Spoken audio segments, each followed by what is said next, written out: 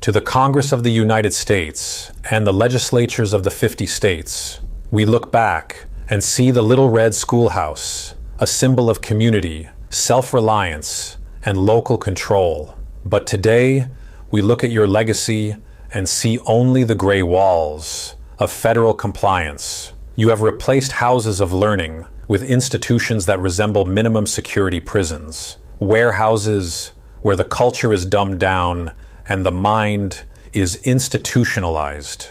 The Supreme Court has long held that the child is not the mere creature of the state. The fundamental right to direct the upbringing and education of the child belongs to the parent alone. Yet you continue to enforce a monopoly that suffocates that right. You claim to seek the betterment of the Union.